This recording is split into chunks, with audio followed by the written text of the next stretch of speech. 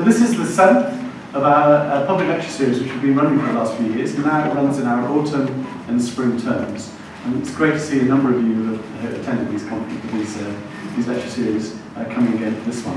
And what we're trying to do in these lecture series is very much bring the most recent, the best scholarship and the most original scholarship, and most importantly, some of the best art historians working today to come to the Paul Mellon Centre to share their knowledge and their research and their ideas with a broader audience than our more traditional audience of very specialist curators and art historians and students. So it is very much meant as a public lecture course.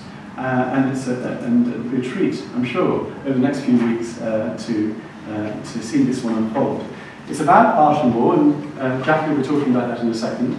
And although we're both mentioned here, my name and Jackie's name are mentioned as the conveners, in fact, essentially being convened by Jackie, so I'll let her tell you all about it. Before I do so, a couple of things I wanted to mention. This is one strand of the activities that we run through the autumn.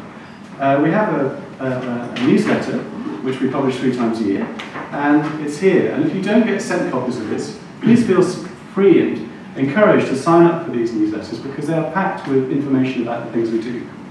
There's some spare copies here at the front, so at the end of the talk, of the event, please pick one up if you don't already have one, and you'll see that there are, over a couple of pages there are listed a number of the programs and events that we do over this coming autumn. And I'd really encourage you to come along to those too. Don't think that this is the only thing that might be of interest to you. We have seminars on Wednesday evenings that are given by very established, distinguished art historians coming to talk about various aspects of British art and architecture from all periods. But we also have lunchtime events. Tuesdays we have fellows talks given by fellows of the centre talking about the research they're doing that we're helping support. And they're very informal affairs with sandwiches, conversation, and a relatively informal presentation. You're really welcome if you have the chance to come here in the middle of the day on a Tuesday to attend those talks too. And on Fridays we have our research lunches, which again are informal with lunch provided. It's all free. You get the chance to not only have a free lunch, excellent sandwiches, wonderful quality sandwiches, and so there are events. So you mustn't think this is the only thing that might be of interest to you. Hopefully you'll feel warmly welcomed here. We try always to be friendly and encouraging, and to really share the most interesting new research on British art and architecture. So have a look at that programme, come along to some of our other events. It'd be lovely to see some of your faces at those other events too, and sign up for those too. And the last thing I want to say is that if you've already signed up for the events that are coming along as part of this series, great, that's wonderful, and I hope you're all, great to see you coming along to all the events so that you can. If for any reason you can't come to any of the events that you signed up, please let us know. So you'll notice tonight, we're very full, and we've got a really long waiting list for a number of our events. So please, if you can't come, just let us know. We won't feel badly about you, or why haven't they come. We'll understand that, of course, often people can't come to the events they've signed up for, but please let us know, then we can alert people on our waiting list so they can come. What's most disheartening for us is we sometimes have people who have signed up, full sign up for an event, and then a good portion of people don't come. We have all these empty seats, and we know there are all these people who wanted to come who have not been able to come because they're on the waiting list and they could have done. So please let us know. That's a plea from me. On that note, the great things, I know all of you will keep on coming back over this autumn, and to an event and a series organised by Jackie. I'm turning over now to Jackie Riding. Many of you will know Jackie already through her amazing work as an art historian and as a film consultant. Jackie's worked on films like Mr. Turner. Mike Lees was the art historical consultant for that. Also, the consultant and historian who worked with Mike Lee on his Peterloo film. And his published book, a wonderful book on Peterloo, amongst many other publications on British art and culture and history, especially in the 18th and 19th centuries. Currently working on what will be a fantastic biography of William Hogarth. Something to look forward to in the future. But in the moment, she's very, so it was a special treat to have Jackie come and work with us to convene this series on a topic that we thought would have general interest, art and war. So thanks very much. I really hope you enjoyed the lecture and look forward to meeting you afterwards too. Thank you. Thank you very much, Mark. And it's not just a full room, there's lots of eager faces that I'm looking at the moment. Yes. It does what it says on the tin. It's the sort of subject is art and war, and it's as broad as that, and almost as simple as that, but it is going to be a lot more complicated with the 5 lectures that we've got lined up for you. It spans the late 16th right the way through to the middle or the early years of Victoria, but it's really the late Georgian period. And we're covering the Navy, military, civil war, international warfare and so on. But other things will be teased out. It's not simply about war and art, as I said. And each of the lectures, the starting point is an individual work or a sequence of works which then is allowed to explore and pan out from and interrogate and so on in a very full and interesting way. And that leads us to the first lecture, which is on the Armada portrait, the famous portrait of Elizabeth I. And the lecture tonight is being given by Christine Riding, who's somebody I sort of know reasonably well. Christine was for 12 years a curator, amongst other things before, a curator for 12 years at Tate. She did the Last Generation's Blake show, makes me feel really old. There's a new generation's Blake show on at the moment at Tate Britain. Christine did the one in 2000, but also the Hogarth show in 2007, and lots of other wonderful shows at Tate. She then went to the Royal Museum's Greenwich and curated Turner and the Sea show, which we'll obviously hear more about in the last lecture, where she's doing Turner's Fighting Temeraire. And she also was the curator head of arts, but also the curator of the Queen's House, which under her leadership was completely revamped. I don't know if you've been to the Queen's House, but it is a magnificent redisplay, reconfiguration, but also redecoration of this magnificent 400-year-old magnificent classical building. So Christine was the curator of that and the head of arts. And as part of that, during that period, you were also working on the acquisition of the third of the various paintings of the Armada portrait versions. The only one left in private hands, it was the Tyrwhitt Drake. There's the Woburn version still, but this is the one that... True. So this is the Tyrwhitt Drake version, was the one that Christine led on the acquisition for that amazing painting, for it to be acquired for the nation and is on display in the Queen's House. So if you haven't been to the Queen's House, do go and see it for the building itself and the magnificent collection, but also to see the great Armada portrait that Christine acquired. So I will not continue talking. I'm now going to hand over to Christine.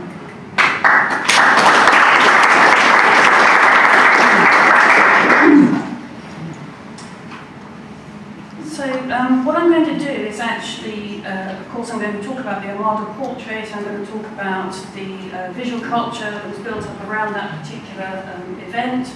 I'm going to suggest ways in which visual culture that was already established in the 16th century was then adapted to the new circumstances of the unexpected victory against the Spanish.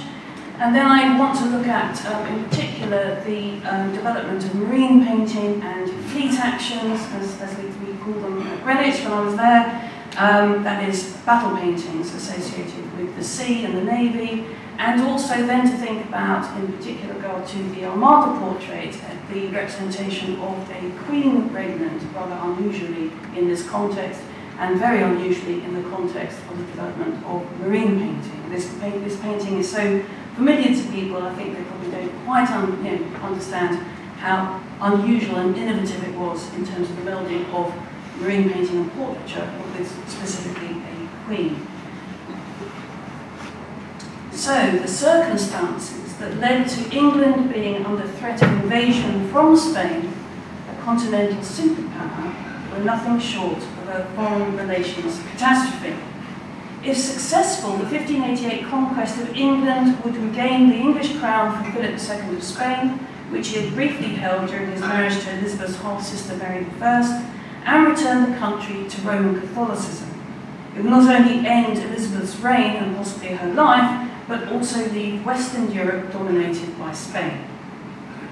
The Henrician Reformation and break with Rome in the 1530s left England continually at odds with her Catholic neighbours. Furthermore, in 1570, when it became clear she would never be gathered into the Catholic fold, Elizabeth I was excommunicated by the Pope. One important legacy of this ongoing tension, certainly very important in terms of what I'm going to talk about today, the ongoing tension was the incentive for sustained investment in the English Navy for the express purpose of defending home waters. Spain's New World Empire, otherwise known as the Spanish Main, was the source of enormous wealth and much coveted in England. From the 1560s, English sailors took to the high seas in increasing numbers and turned Protestant piracy into a global enterprise, plundering Spanish shipping in European and Atlantic waters. Drake's repeated assaults upon Spain and its colonies included the looting and burning of over 24 ships at the Spanish naval base of Cadiz in April 1587.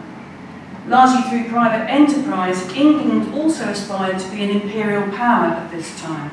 Attempts in 1584 and 1587 to establish the first English colony in the New World on the east coast of North America resulted in Sir Walter Raleigh claiming the territory of Virginia on behalf of Elizabeth, the Virgin Queen. Another point of friction between Spain and England was Elizabeth's tacit support from the 1570s for the Protestant rebellions in the Spanish Netherlands and in France. In response, Philip II gave surreptitious aid to Catholic conspiracies against her throne and her life. The timing was key. By the late 1580s, Elizabeth was in her mid-50s, unmarried, childless, and thus without an heir. Her Catholic cousin, Mary Queen of Scots, had the best claim to the English throne, but in 1568 she had been forced to abdicate and fled to England, where she was imprisoned. Over the succeeding years, the Scottish Queen was at the centre of numerous plots against Elizabeth, so much so that many in England regarded Mary's continued existence as the greatest challenge to Elizabeth's regime and to the Protestant settlement.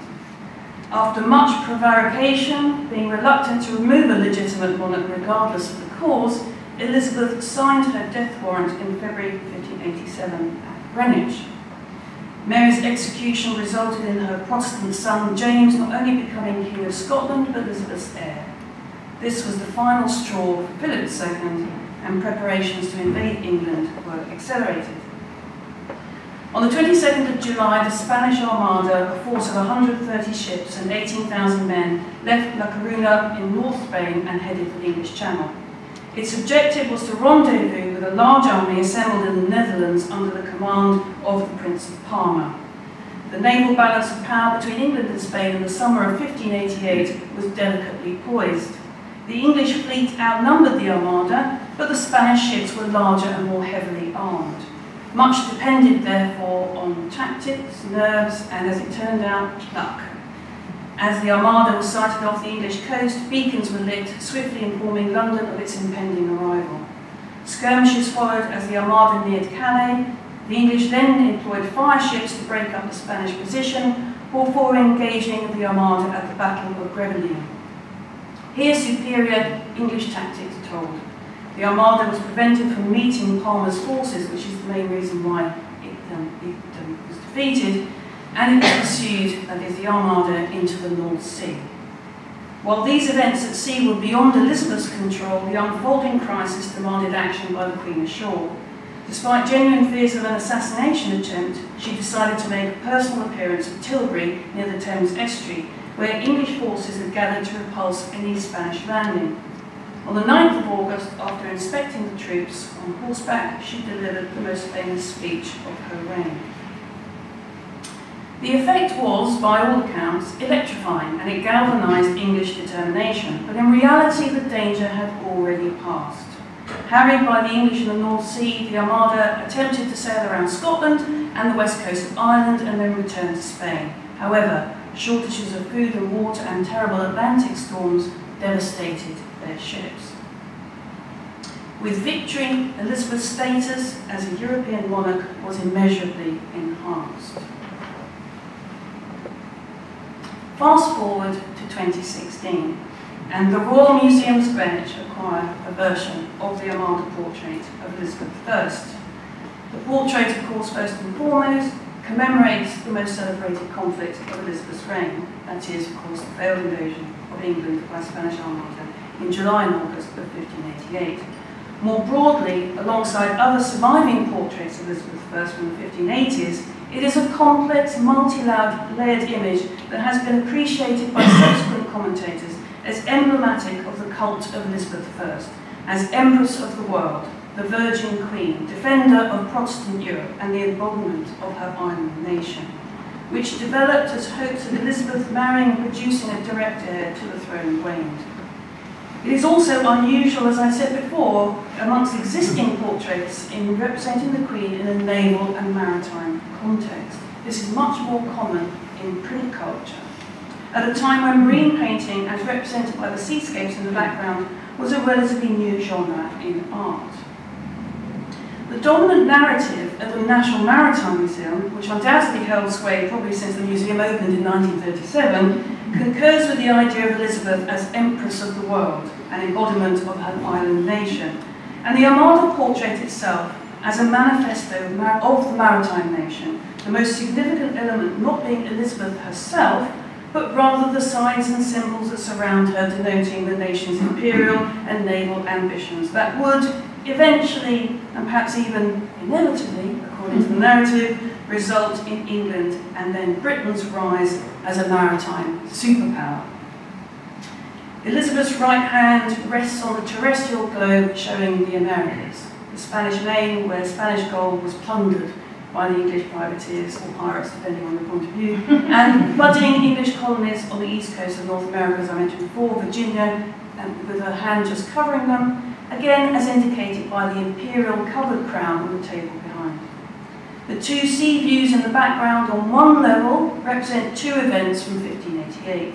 On the left, the English fleet in calm waters preparing to engage the Spanish Armada, while fire ships float towards the Armada itself in the famous crescent or half-moon shape that it adopted during the campaign.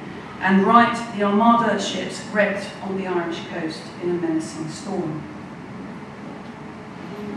The other dominant, specifically art historical narrative or approach focusing on the Armada portrait is that of the image of the Queen herself. From the mid-1570s, representations of Elizabeth become more layered and nuanced, combining the symbols and attributes of monarchy, dynasty and empire with the representations of chastity, purity and even divinity, thus creating an entirely new iconography. So this narrative states that promoted the majesty and significance of Elizabeth as the Virgin Queen.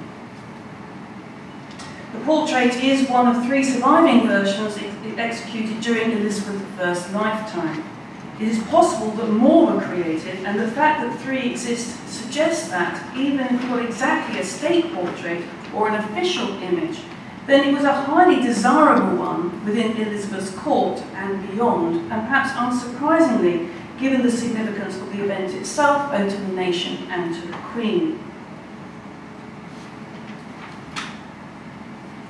Taken together with the associated miniatures and drawings by Hilliard, this is a substantial body of work that established the so-called Armada pattern, alongside, for example, other portraits like the Darnley pattern or the Ditchley pattern.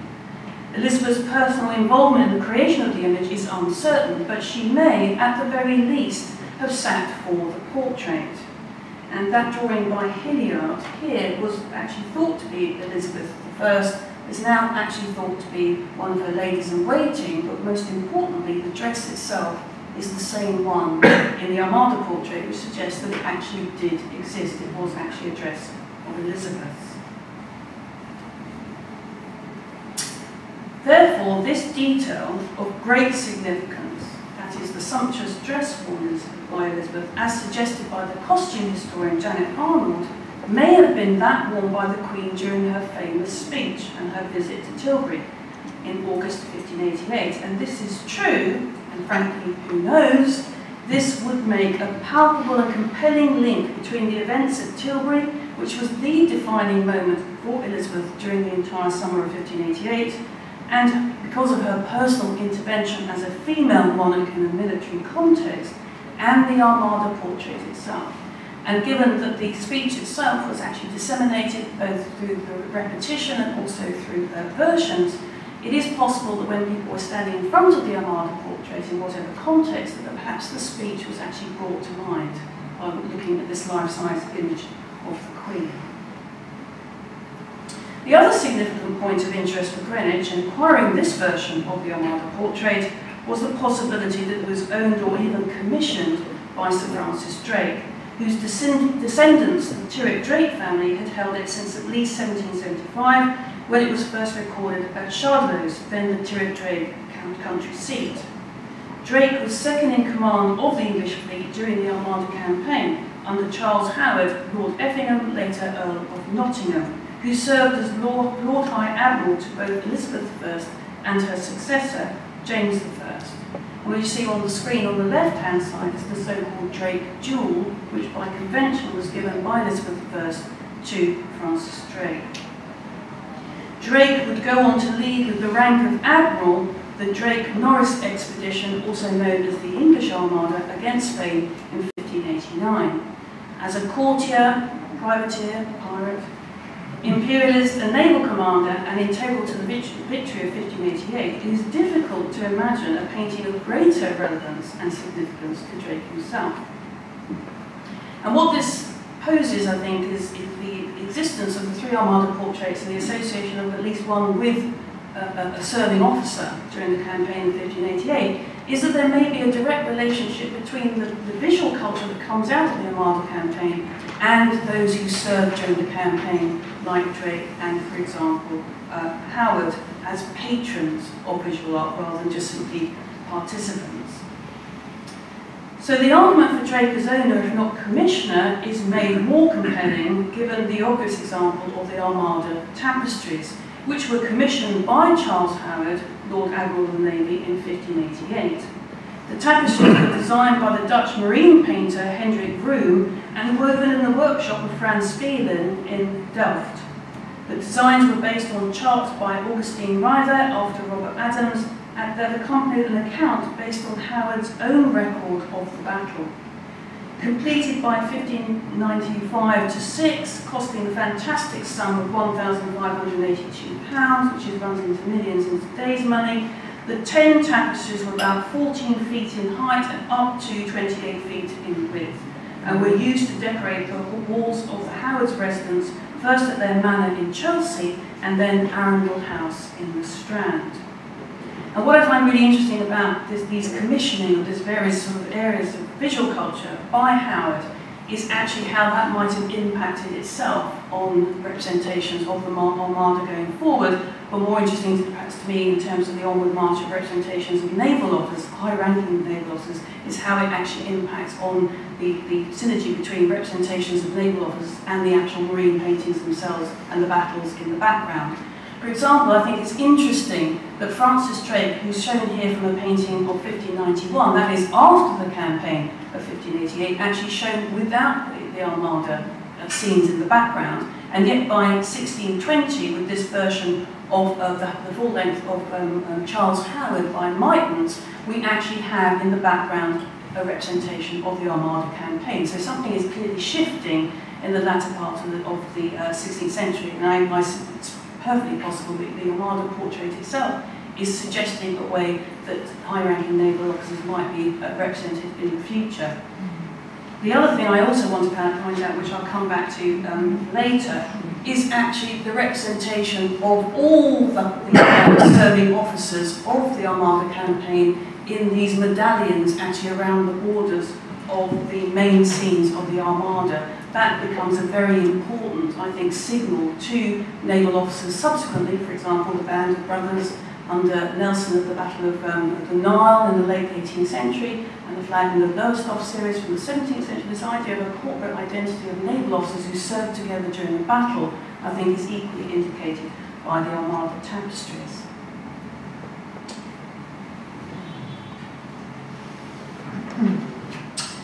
As you probably all know, sadly, the tapestries were destroyed in the fire of 1834 at the Palace of Westminster, but fortunately are represented in detail in a series of prints engraved and published by John Pine in 1739, and I'm just going to show you the full representation of them.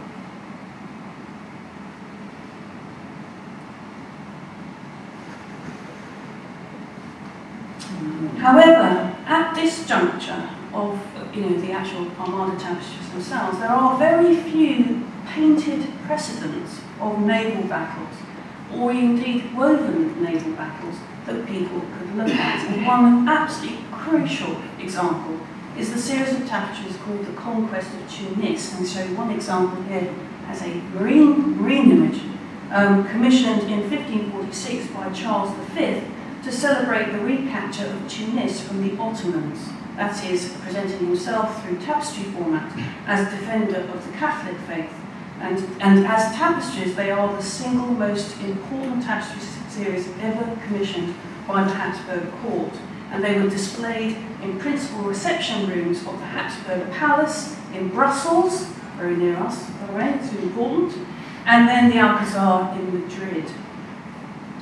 Now, importantly, obviously Charles V's son is Philip II, is that, I think, for the engagement of the British or the English with this series of tapestries, let alone visually, seeing them themselves or actually through reputation, is that these series of tapestries were actually displayed during the marriage in Winchester of Philip II and Mary I in 1554, and reminding ourselves of the moment when Philip II had become King of England, which he remained until 1558 with the death of Mary. So they are tremendously symbolic objects. So the relationship between the charts that we've seen that were produced by commissioned by Howard, and also the tapestries, these relationship between these two, and the relationship between marine painting and tapestries is absolutely key. Not painted representations, woven representation, tremendously important because they were the height, absolute height of luxury, but equally they were prestigious state objects which were carried around and displayed on numerous occasions. However, the other development during this period, which is absolutely key in the development of marine painting and sea fights, in terms of authenticity and accuracy, is ship portraits. Sorry, I'll say that again. Ship portraits. I had to keep reminding myself to say it very slowly. Exemplified by the so-called Anthony Roll of Henry VIII's Navy, including representations of Mary Rose and Henry Grâce-à-Dieu, better known as the Great Harry. And on the right-hand side, these are ship portraits that came out of the Armada campaign. So what we have here on the right is the Ark Royal, which was the flagship of Lord Howard, part of a series of Armada-related prints that included both ship portraits and fleet actions. And the Ark Royal was in fact commissioned by Sir Walter Raleigh in 1586. It was launched in 1587 as the Ark Raleigh, and then 50 years service got renamed as Anne Royal in 1608. So actually the longevity of these ships of war is also something to bear in mind in terms of the inheritance of moving forward into the 17th century and the reputation of the Armada campaign itself. But it was known as the Ark Royal during the campaign itself. So, I think we're starting to get a sense of how important it is to appreciate how new marine painting was as an independent artistic genre, distinct, that is, from biblical and classical narratives. What distinguishes marine paintings going forward is that they are, on the whole, secular subject matters, but more importantly, perhaps, is that they are contemporary subject matters, or near contemporary. So you will see marine paintings being produced within years and decades at the most of the actual event itself. So there's a very sense of great contemporary nature of the representations, makes them very, very, very immediate, very much almost like reportage. And hence, actually, Hendrik Vreum, who designed the Armada tapestries, is sometimes anachronistically known as the father of marine painting. In fact, it clearly was a genre that was beginning to develop much earlier than Vreum's career in the late 16th century. So examples of the earliest marine paintings of this kind, which are pre the conquest of Tunis tapestries and in the UK, are in Greenwich on the left-hand side, lower left, and the Royal Collection. The subject on the painting on the left is generally thought to be the Carrack Santa Catarina de Montesina, bringing the Infanta Beatrice, second daughter of King Manuel of Portugal, to Villefranche for her marriage to Charles III, the Duke of Savoy, in 1521. And on the right, the embarkation of Henry VIII from Dover en route to the so-called Field of the Cloth of Gold in June 1520, the famous summit between Henry and Francis I of France. Some people think that perhaps it's actually an embarkation of Henry VIII actually going to war. So maybe more to do with the Battle of the Spurs than the Field of Cloth of Gold, but nonetheless it's an embarkation, which is a tremendously important genre actually in terms of marine painting. So what we have here very clearly in these two paintings is not just marine representations about the affairs of state, the exercise of royal power and diplomacy on an international level, the idea of defence, war, dynastic networks and spectacle, but also the idea of leaving and arriving, embarkations and so on, that actually become a very core genre in terms of representations that become incredibly important in the 17th century when you're trying to deflect the idea of actually issues around invasion, because everyone remembers the Armada campaign, for example, of the Glorious Revolution, which to any other person is an invasion campaign led by the future William III, but is represented on the whole in terms of arriving and leaving rather than actual fleet action. So these kind of gentle, sort of almost like diplomatic arrivals rather than full-scale invasions becomes very much the way to suggest that this was a peaceful takeover rather than a violent one.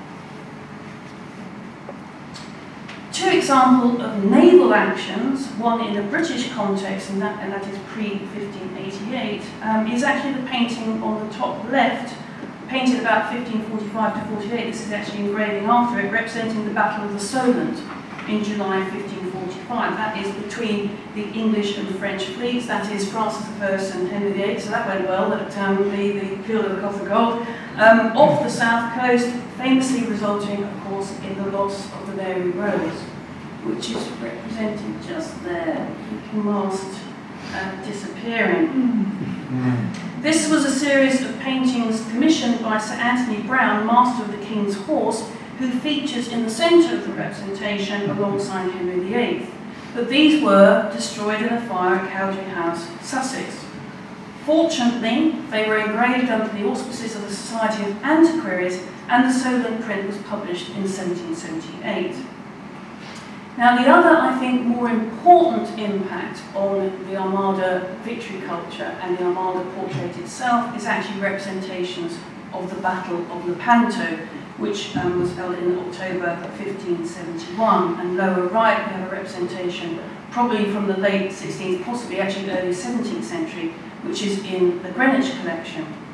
So the Battle of Lepanto was during the sort of Holy League or alliance that was financed by Spain and led by Admiral John of Austria, Philip II of Spain's half-brother, and inflicted a major defeat on the Ottoman Empire.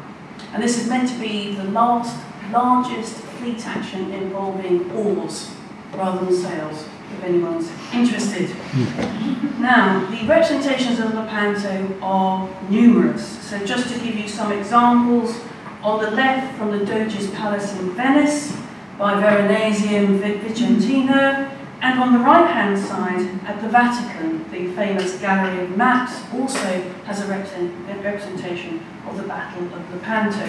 The one top left, as an allegory, is much more traditional, as it were, in response to a battle, with the actual Lepanto action occurring almost as a sideline, sort of indicative, whereas the other representation in the Doge's Palace is much more akin to what I would think of as a marine painting. And again, that link between charts, maps, and the development of marine painting is absolutely central to the representation at the Vatican. And perhaps more interestingly, to think about the development of the Armada portrait is actually these two images, the one on the left by an unknown artist entitled The Victors of Lepanto, the melding of portraiture in the foreground with the fleet action in the background, just remembering the Armada portrait composition, and this one on the right-hand side showing Philip II of Spain with Lepanto going on in the background, him offering up his newborn child as if these two events were, of course, divine, and an Ottoman slave captive as part of a kind of victory military trophy lower left. Now, on the face of it, these two Armada subject paintings both represent fleet actions as pictorial records of a similarly momentous event as the Battle of Lepanto, at least for the English. And in that sense, they can be looked at, I think, misunderstandingly, as reportage. While that may be true of the painting on the left, or certainly truer of the painting on the left, in the centre ground of the painting on the right, the galleass flies the papal banner and the arms of Spain, but includes on deck a number of figures, many portrayed as sinister zealots, so Catholics of course, led by a preaching monk and a death's head or skeleton in a jester's costume.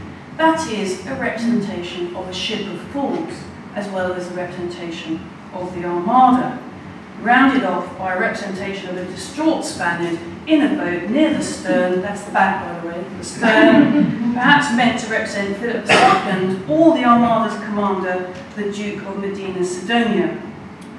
The loaded nature of these details reminds us that such representations, naval and maritime, often acted as pictorial prompts for philosophical contemplation, moral instruction, ideas concerning national identity and character, and so on. In this sense, the theme of seafaring more generally and the ship specifically could never be entirely distanced from biblical and classical subjects and interpretations, whether translated into history, portrait, or marine formats.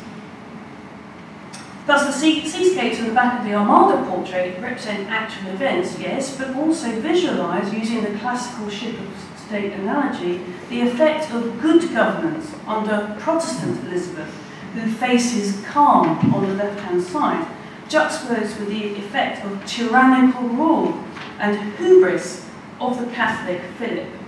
Elizabeth significantly turns her back on storm and faces calm. So she's made the decision, and in some senses, the light that she sheds is creating this good governance.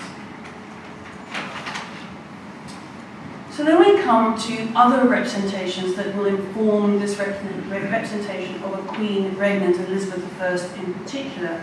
And therefore, just in terms of the analogy that I just made, the idea of the symbols of purity in portraits of Elizabeth I, such as ermine or pearls, cannot be seen as merely deployed as flattery towards the Queen, but rather to make the case that Elizabeth's legitimacy and competence as a monarch are intimately connected with her virgin state. This can be seen, of course, in the Civ portrait of 1583 on the left-hand side, dressed in white and black, representing chastity and constancy, maternal purity and virginity, and these are Elizabeth's colours. You will often see her dressed in white and black. The Queen holds a sieve, a symbol of purity, and more specifically a reference to Tuccia, the Vestal Virgin, who, as relayed in Petrarch's The Triumph of Chastity, proved her virginity by carrying water in a sieve without spillage. The classical references continue with the pillar on the left, here, which displays scenes from the story of Dido and Aeneas. In the final scene on the pillar, Aeneas rejects Dido, Queen of Carthage, in order to fulfill his destiny as the founder of the Roman Empire. The message here seems to be that Elizabeth, in rejecting her suitors, perhaps represented by these gentlemen on the right, will not only govern alone with justice and righteousness as head of state, but will also pursue her and the state's imperial ambitions. The inclusion of the globe on her left, here, turned to show the British Isles, represents the realm also in her grasp, and with the English ships shown sailing out into the Atlantic, perhaps the territories to come. So I think the relationship between the Civ and the Armada portrait are intimate. Now, post the Armada campaign, this melding of Elizabeth as the Virgin Queen, the defender of the faith and defender of the nation, actually becomes much more prominent. And in this well-known print on the left-hand side, you see Elizabeth with the imperial crown on her head now, not on the table, on her head. She's holding the orb and the sceptre of regal power. You see the two columns represent empire, on top of which you see the pelican representing Christ's sacrifice, piety and devotion, And then, of course, on the right-hand side, you have the phoenix, the idea of resurrection, but also virginity. And then her coat of arms, her garter, the naval battle, of course, in the background is the Armada. So this seems to bring everything together that was suggested in the Armada portrait itself. And here I think it would be really, if we want to have a sort of chat about this, it would be interesting really to think through exactly what these two paintings, one by Titian, one by an unknown English artist, what they're actually trying to do in terms of celebrating and commemorating an event like Lepanto or the Armada, but also what they seem to be promising in terms of the future. So in the case, of course, with Philip II and the newborn child, and the victory itself, sort of, against the infidel, and of course, on some level, the Protestants were seen as equally infidel as Muslims, that actually what he seems to be suggesting here with the columns of empire on the right-hand side, that this is a sort of victory to end all victories.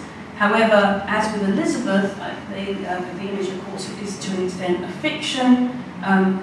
Certainly, Philip II's son died within years of this painting, and in fact, places like Tunis, for example, after the conquest of Tunis, actually was taken back by the Ottomans, again, within years. So the idea that this is actually representing what's going forward, to be honest, it's just really representing what they think has happened and what they hope has happened, rather than what has actually happened. And that is very true, I think, of the Armada portrait.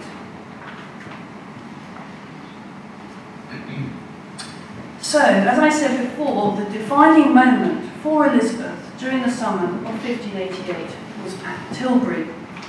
While the events at sea were, as I said before, beyond her control, the unfolding crisis demanded action from her ashore. And despite, as I said, genuine fears of an assassination attempt, so this was not necessarily for the faint-hearted to have gone to Tilbury, she decided, or she was persuaded by probably Robert Dudley, Earl of Leicester, and then Lieutenant of the Queen's Armies and Companies, to make a personal appearance at Tilbury, where English forces had gathered to repulse any Spanish landing. The inspiration for the visit was not only to boost morale while the soldiers waited anxiously for news from the fleet, but to use the historian John Guy's words, also, quote, with an eye on Elizabeth's place in history. By coming, Leicester wrote to the Queen, you shall comfort not only these thousands, but many more that shall hear of it. Now the speech was noted down and repeated the following day by Dr. Lionel Sharp, Leicester's chaplain, and there are at least 6 different versions of the Armada speech. On the 9th of August, accompanied by Leicester, the Earl of Essex, and other members of the court, after having inspected the troops on horseback, she gave the famous speech. Now, I won't read that because I'm sure it's very, very familiar to you, but there are some areas of it that are worth interrogating in the final moments of this talk. Now, as I said before, according to Lord Burleigh, the troops acclaimed the Queen's speech with cheers, shouts, and tokens, quote, tokens of love and obedience. And as is often said, the danger had, as it happened, already passed, which seems to suggest that the Queen had all but wasted her time. However, her presence and her speech as a personal intervention of a Queen was tremendously important, not to events themselves necessarily, but to the subsequent telling and retelling of 1588. And she does actually have, she's actually following in some senses in the slipstream of other queens within Britain. For example, Catherine of Aragon, who was actually the regent when Henry VIII went abroad to fight the French at the siege of Terouanne and so on, and the Battle of the Spurs, at the Battle of Flodden in 1513 in Northumberland. And actually that's the last time I think James IV was killed in battle. He's the last monarch, I think, from Britain to do so, I think I'm right in saying. And then, of course, in 1554, the first year of her sister Mary's reign, witnessed the Protestant rebellion led by Sir Thomas Wyatt, and the uprising itself was sparked by her impending marriage to Philip II of Spain, but the Queen herself showed great courage during a speech at the Guildhall to rally her subjects. So it's not without precedent, but nonetheless, I think those probably 2 examples are ones that people know less of than the one at Tilbury. As is well known, Elizabeth had not wanted to go to war with Spain, and to that end had focused hers and her representative's attention on peace negotiations and attempting to communicate with Philip II, monarch to monarch. In effect, Elizabeth gave Philip more time to prepare for the invasion of England. Exasperated, Lord Howard wrote to the Queen on the 23rd of June, "For the love of Jesus Christ, madam, awake thoroughly and see the villainous treasons around you against your majesty and your realm, and draw your forces round about you like a might prince to defend you." Now, what this is often seen as procrastination par excellence of Elizabeth I, but rightly or wrongly, this shows that everyone was waiting for Elizabeth to make decisions. So she was, in fact, not just reigning, but she was ruling. And I think that's why that letter is so interesting. And in the Tilbury speech, the Queen makes it quite clear that this crisis has happened because Spain, quote, dares to invade the borders of her realm, putting Elizabeth firmly in the role of defender rather than aggressor. But she also makes it clear that this is her realm, her people, and that whatever happens is done in her name. Elizabeth is now centre stage. Enter stage right, the Armada portrait. But as what? As the warrior queen? If the main theme of the Armada portrait is the defence of the realm and of the Protestant faith, then the portrayal of Elizabeth herself is telling. In her defiant speech at Tilbury, she proclaimed that she was, quote, resolved in the midst and heat of the battle to live or die among you all, to lay down my life for my God and for my kingdom and for my people, my honour and my blood, even in the dust. She also famously drew attention to the fact that she had the body of a weak and feeble woman, but that she had, quote, the heart and stomach of a king, and moreover, for patriotic emphasis, a king of England too. Here she may well have been referring, of course, to her father, Henry VIII, thus affirming or reaffirming her royal lineage, and that she is her father's daughter, and that she has successfully defended her birthright and the Protestant succession. And why I'm showing you this is actually this idea of the Armada portrait, the Tilbury speech, and the idea of dynasty, reaffirmation of the Tudor dynasty as represented in this earlier painting of an allegory of the Tudor succession, with Philip II and Mary walking in with the god of war, and on the right-hand side, of course, Elizabeth I entering with peace and prosperity, this juxtaposition of peace and prosperity with the image of Elizabeth I, as opposed to the dastardly Spanish and her half-sister, with, of course, Henry VIII in the centre with his son, Edward, the future Edward VI.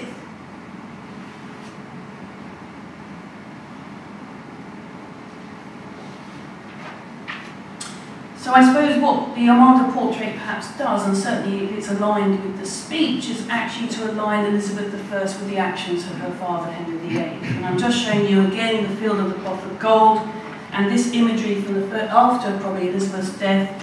Apologies for the reproduction, but this painting of both Elizabeth at Tilbury here, with conflating two moments with the storms that ravaged the Armada. And then see Henry VIII here, the field of cloth of gold, and the relationship between that perhaps and the Armada portrait. And here's just a few more details. Again, this idea of the meeting with Maximilian, just these representations of Henry VIII and the way that the apothecary scene of the Armada actually suggests Elizabeth I actually sort of aligning herself with her father, or at least the people creating the imagery around her are making those definite suggestions. And the other thing I think is really interesting about the Tilbury speech, about this idea of being a weak and feeble woman in the heart and stomach of the king, is the idea of perhaps building up, again, a representation, thinking about her as a woman as opposed to a man, the idea of a kind of chivalric reaction to the idea of a queen defending her nation and the men milling around her in order to support her, and the relationship between that and court culture. For example, the very famous Accession Day tilts in Elizabethan court culture, with a focus on the Queen herself at the centre of this. And I show you here on the left-hand side George Clifford, who was the Queen's champion after Sir Henry Lee retired in 1591. He was also the captain of the Elizabeth Bonaventura during the Armada campaign, and informed Elizabeth of victory at Tilbury after her speech. So a very key figure in this idea of a kind of chivalric circling around Elizabeth I. And then just here, this little verse here actually reads, at the end, but to defend his queen and land comes noble Earl of Cumberland. So as this image makes clear, which was printed in 1585, is that the Queen is still a queen. And this idea that Elizabeth wore armour at Tilbury does seem, I think, slightly sit uncomfortably with the kind of imagery that I've shown you. She is still a queen. She is not expected literally to raise arms and actually go into battle charging with a sword. That's what kings do. They take arms and queens do not. But what was the role of the Queen during the conflict? This idea of her wearing armour and this kind of juxtaposition of that. So what I want to do in the sort of closing moments of this talk is actually bring this back to the idea of Elizabeth I as a woman and how she's positioned herself, or the people creating imagery around her, with the idea of peace. So Elizabeth as the bringer of peace, or the personification of peace. And this is absolutely the case in previous portraits. For example, the peace portrait on the left-hand side, which predates the Armada campaign of 1588, as indeed does the ermine portrait. The sceptre, as we saw in the print that she was holding in the print, is actually replaced by the olive branch. The sword of state, justice and strength is resting at the Queen's feet or on the table beside her. This substitution is made more explicit in the print Eliza Triumphans on the right-hand side. The olive branch is a symbol of peace or victory and was historically worn by brides and virgins. The Roman poet Virgil associated, quote, the plump olive with the goddess Pax, and he used the olive branch as a symbol of peace in the Iliad. And the dove with an olive branch as a Christian symbol of peace is associated with the biblical flood and Noah's Ark. And here we have the Heneage jewel, the so-called Heneage jewel, also known as the Armada jewel, which by tradition was given by Elizabeth I to Sir Thomas Heneage, her Privy Councillor and Vice Chamberlain of the Royal Household. He died in about 1595. And it combines a portrait of Elizabeth by Hilliard, the so-called Armada pattern, with a Tudor rose, the Queen as imperial figure in profile, in the centre a representation of the Ark, with the motto, which is translated, peaceful through fierce waves. Therefore, the ship of state and Protestant England. And this was actually repeated in the Naval Reward Medal of 1588, the same ark, the same quote, and the same profile of the Queen. And just to remind everybody, which I will do in my final talk on the Fighting Temeraire, is the importance of the names of flagships, Ark Royal, and then of course during 1805, the Battle of Trafalgar, Victory. This is played on again and again, and there's sort of religious connotations, of course, of Ark Royal, but also sort of the righteousness of the victory and God-given is sort of built into the representations that come out. So finally then, I just wanted to look at other representations of Elizabeth I and the ship of state, which you see on the right hand here in this famous print, this famous image, which accompanied John Dee's general and rare memorials pertaining to the perfect art of navigation, which actually was a treatise that supported the idea of a strong navy to be the engine of the British Empire. In fact, this is one of the first times that the phrase British Empire appeared in print. So Elizabeth is sitting on the back of the ship of state, with Europe represented here, and everyone pleading her to build an enormous navy and go on and find empire. And again, this is this idea of the ship and religion and the idea of a kind of manifest destiny. Now, as far as the idea of Elizabeth resolving conflicts by her mere presence, and seems to be suggested by the Armada portrait, just to remind everyone, the idea of storm and calm, with Elizabeth actually facing the calm, a kind of bringer of peace, if you like, was actually mooted first by the poet, courtier and soldier Sir Philip Sidney. So the juxtaposition of calm and storm and the idea of Elizabeth exuding divine beneficence in defending her realm but also bringing peace seems to me to be at the heart of the message of the Armada portrait. And it's only really after, I've only found images after the death of Elizabeth I in 1603 that actually represents her in armour. And also, very specifically, not just in armour as a kind of warrior queen, which you see on the right-hand side, but juxtaposed with the Armada in its famous crescent shape, with the fire ships here, the representation of Tilbury. These kind of conflations of the warrior queen, the Armada, and Tilbury, only really, I've only seen images that can be firmly dated to post her death in 1605. Much more of an emphasis on the idea of the peace bringer.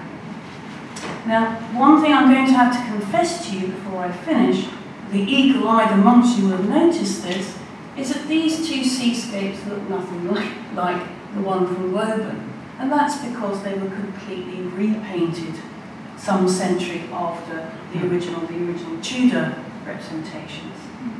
Now, why would this have happened? Why were they so damaged that someone decided to repaint them in a much later style? Or is there something else going on? And I'm going to suggest to you, as my final comments, that there's something else going on. Now, in part, this could be simply the updating of existing imagery to be more contemporary. We see Elizabeth very much in the style of the 1570s here, and yet later on, within years of her death, we see her updated to look much more like the Elizabeth of the Armada campaign. So it might just simply be the updating of imagery. But, to my eye, the representations of these seascapes are at least 100 years after the originals, and to my eye actually are meant to reflect a type of painting, marine painting, at this stage in style associated with Willem van der Velde, who was by some distance the most important marine painter to come to England in the 17th century. Indeed, he is, on some level, the father of the English school of marine painting. So, why would this be? And I suppose we could discuss this. Why would you update it to look like this? Well, I would suggest there are several things going on. Firstly, the visual culture of the Armada campaign has been absorbed into the marine and maritime culture of the 17th century. The Stuarts, desperately trying to evoke the successes of the Elizabethans, were not only absorbing that in order to make reference to themselves as the heirs to the Armada campaign, but also utilising it in order to make statements about themselves. 100 years after the Armada campaign, unlike the Armada portrait or its promise of England being a maritime superpower, there are arguments to be made that they were definitely on the way 100 years on. So on some level, the Stuarts of the late 17th century were fulfilling the promise of the Armada portrait of the late 16th. Equally, why would you commission a series of tapestries to celebrate, for example, the Battle of Solbay? Why would you then commission the Battle of Lowestoft, a series of portraits by Peter Lely of your high-ranking naval officers, if it isn't on some level to represent what is represented by the Armada tapestries with these medallions of the high-ranking naval officers?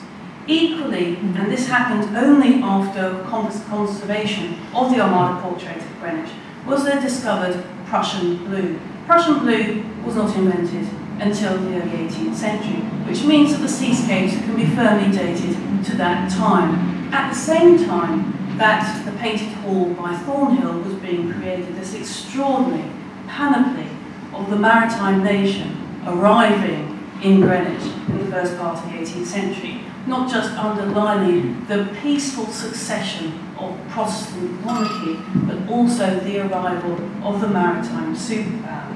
So I think on some level that might be why the iconography of that moment of the late 17th, early 18th century was brought into the updating of this woman who, certainly in terms of the mythology of the Armada campaign, kick-started the whole process. But on the other, I think it also reminds us of the iconography of the Armada tapestries, which from at least 1641 would have been sitting in the debating chamber of the House of Lords until the fire of 1834. So I just want to leave you with this wonderful image by Peter Tillemans of a queen in England, a Protestant, Queen Anne, who identified herself again and again with her forebear, Elizabeth I, surrounded by the Armada tapestries. Thank you.